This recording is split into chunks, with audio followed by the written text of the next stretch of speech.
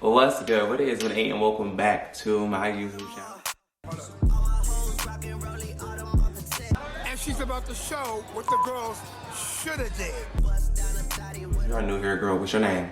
It took too long. My name is Khari. You can call me Khari Famous, K Famous, Car, Riri, Ari, whatever you want to call me. Whichever best suits you. But if you are new here, girl, don't forget to hit that subscribe button, click that button, and then go ahead, head over to Instagram and TikTok and Twitter and add me, girl, so we can kick it and kiki all the time. We're not gonna take too long to get into the video because I hate long intros. If you are here, you're more than likely looking for some advice on being an influencer / content creator. Not that there's a difference. I think an influencer is just the person who influences people to do things and live a certain lifestyle. Yeah, I think an influencer is just the person who just influences like that. And a content creator is the person who covers all aspects of content and not just the influencing part. I don't know, whatever. But if you're here, you need some help with either one of those. So we're just about to jump right into it. I've had some time in the game. I'm not that big, but I have the experience and I can tell you what you need to know. Because if I didn't make it yet, what if I give you the keys and you make it? You gonna come back and get me? Are you know, sit down and take these little nuggets of knowledge, you know? Is it recording? Okay, so first things first, when it comes to being a content creator and influencer, if you're trying to be somebody else, please stop right now. If you when you close your eyes and you picture yourself as a content creator, if you're picturing your content just like the next person or that same aesthetic or that same type of music vibe, I would just stop. Personally, I would stop. I wouldn't take that role because I took that role and it made it so much harder for me to find out who I was authentically. It took me so much longer because I kept trying to imitate and replicate somebody else instead of just going with my fresh ideas, because once you get used to imitating somebody, it takes a while for you to find your own spark. So right now where I'm at in my content making career, where I'm at right now with myself, I can create content from thin air like this. I don't need nothing to spark it. I just can wake up, I can roll over and create content. I will have to go to a couple Instagrams. I'll have to watch a couple videos, look at a few pictures, and then it will spark my creativity. Nothing is wrong with that, but down the line it just makes it harder to create pure fun content because you're forcing it or you needed some extra push from it. That's all. So when you create content, you just want it to come from a place of pureness and wholeness. You just want it to be you. A lot of people say you are the content, make yourself the content. So you as a whole, just whatever you are, you the content. It makes it easier at the end of the day because you're able to just record you and certain stuff you do, and people like that and enjoy that, and you're able to display it versus you trying to find certain special traits and highlight those small special traits and make everybody else like it. Makes, you'll see. Just take my advice, I promise you, it'll help you later on down the line. Also, imagine yourself as a content creator. Like, imagine yourself like how are you gonna look? What is your style? What do you wear? Are you have glasses? Do you have freckles? Do you use a Canon? Do you use a Sony camera? Like, what do you use? Picture yourself. Close your eyes. Like, literally, I want you to close your eyes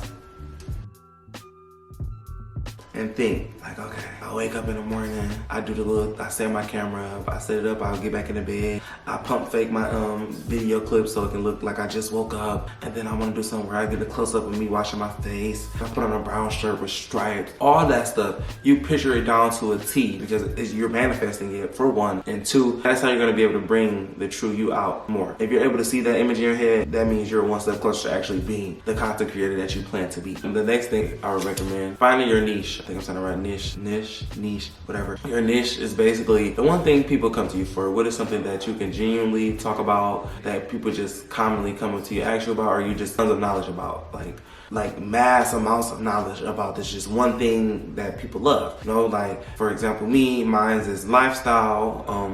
My niches are lifestyle, humor, family content, like wholesome family content. Those three things are my niches, and I'm usually getting asked about one of those things a lot of times. Just know your niche should be something natural. You want it to flow fluently. I'm gonna keep saying that over and over again because this is so important to the process that you are creating from a place of pureness and wholesome, because that later down the line, you just don't want to regret it and end up deleting all your content or have to look back and regret saying or doing a lot of things on camera like I did personally. Per se, I just looked back and was like, oh, it was so many cringy moments because I was trying to be everything but myself. That's what made it worse. Like, I didn't mind the actual videos and stuff. It was more so just seeing me be somebody else that made it worse. So you should ask yourself, as far as your niche, ask yourself, like, what do people come to me for? My recommendation for this is you make a bubble map. A bubble map is basically like one circle in the middle and then like a whole bunch of lines shooting out, In the middle, I would say put all of your niches that you think fit you. Anything, all of them, like a whole bunch, like at least put like at least more than 6 of them. like at least 10. So you put those 10 down, and then you want to put 4 lines with bubbles on the end. And in those 4, you go around and ask people, or you figure out somehow, some way to find out what people come and ask you about more a lot. Like people come and ask me about content a lot. People ask me about a camera a lot. People asking me about TikTok a lot. I will put content creation in one, and then like camera / tech guy in the other one, because people asking me about phones and stuff. I'm gonna tech in one bubble, and then like in the other bubble, I can put something like, what if you ask me about? Like energy, lifestyle stuff, like as far as good energy and meditation and healing. Okay, what is that called? It's spirituality. So I could put spirituality in one bubble as far as speaking on that journey and healing traumas and all that X, Y, and Z, all that blah, blah, blah. I could talk about that. So that's a niche. People like that, people enjoy that. I don't know, but you get the gist. You know, you really just want to dial down to who you are and get to the nitty gritty of what you can put on a platform and give the world to enjoy, you know? And then lastly, once you find out the niche, you want to ask yourself, how can others relate to this? Now, this is where your content will come into play, and if people actually like it and interact with it. You know, I would say in a black household, so the common thing is when you make content, you want to make it relatable. That way it grabs your viewer and it's like, oh my God, I really like him. Like he really made me laugh, or you want to grab some type of emotion for them, for it to stick, you know, for your content to actually stick and mean a moment for them. At least that's how I think about my content. I don't make content just for it to be another video they swipe past, because you can do that all day, every day for hours on TikTok. That doesn't grab you, a person who's gonna come on you with your journey and support you and wanna like listen to your story, you know? That's all content creation and influencing is. You're telling your story in just different ways, shapes, size, forms. When you make that content, you wanna make it with intentions. Like, I wanted to reach this crowd. So if I'm making my Let's Talk Gay Talk episodes and I talk about cleaning yourself, or I talk about dealing with DM men, I know my 2 targeted audiences is gonna be, one half is gonna be women, one half is gonna be gay men. I'm gonna be there learning stuff, educating themselves, because I know my video will come across people who never heard about that type of stuff. But then I will also have another part of my audience that is like, I have another part of my audience that can relate to this. So the women might be there to educate themselves and learn something. But on the other hand, my LGBTQ plus community, my girls, they're there to relate. This is something they know. They know that's tea. They clean it, so they talk to trade. This stuff they know. This is their everyday life. So they're like, oh my God, I live for it too. So boom, that's 2 crowds right there. I don't know, I can't explain it no more, but I hope y'all getting the gist of it. I hope that made sense. I really hope it did. But yeah, just find out like, how can you make it relatable? And then lastly, like, this is my biggest one. This is my biggest pet peeve when it comes to content creation, helping people just trying to get the keys to success and not really do what they're supposed to do. Honey, go research.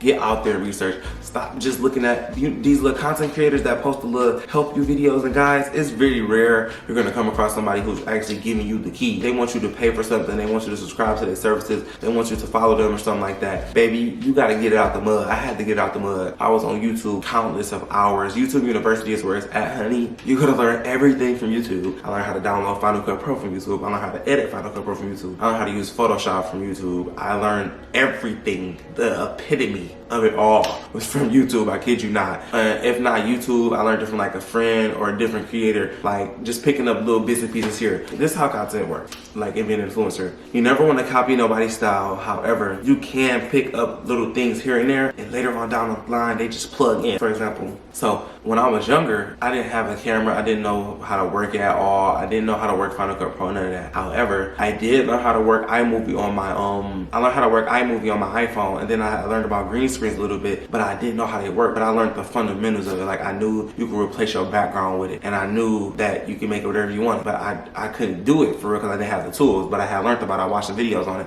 and then later on down the line, when I had got my first MacBook, when I downloaded Final Cut Pro, when I realized what Final Cut Pro was, I was like, okay, this is that. So if this is that, remember you did that green screen thing? Why can't you do it on Final Cut? It just clicked.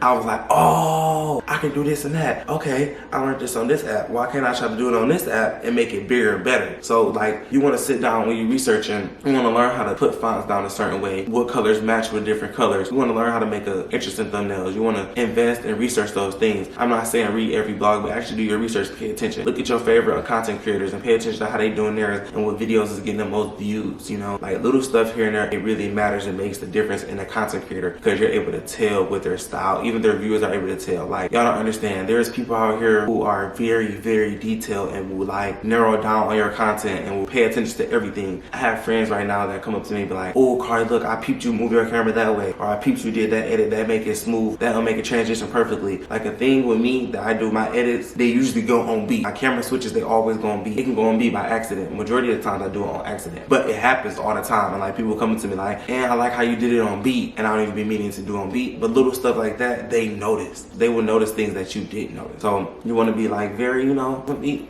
together with that. Also, this is something I learned in mass comm. Pay attention to the trends and styles in media. Like, the media moves every day. Like, just a few years back, our media was full of like big headlines, emojis, heavy filters. Now we're going into an era of minimalistic editing, clean videos, very, very sharp, clean videos, small captions, pairing fonts very well, like a big font, a little font. Like, those things are like different styles and trends in media that you need to pay attention to, because people can tell if you're on it, up to date, and if you're behind. Because if you're behind, your content not gonna give me, you're not gonna get your views, you're not gonna get your likes, because it's not what the people want to see. It's not the new aesthetic. It's not the all moment at the moment.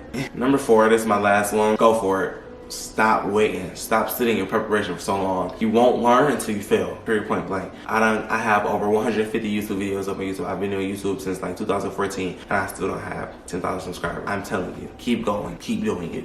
I've grown a lot. Yes, I've grown so much, and I've grown in the best way that worked for me. I was glad I wasn't handed a viral video or a one-hit video, because you want to build that solid foundation. So when you do make it, when it becomes yours, there is no losing it. Once it's set, it's set in stone. So, what you looking for?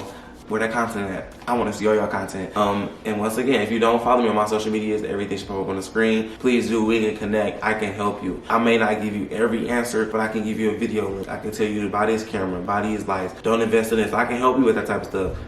Did die, but as I was saying, I'm here. Just hit me up on my socials. You already know the deal. I don't know what else to say, but thank you for watching. Let me know if you guys want any other video specific apps, anything of that sort of nature.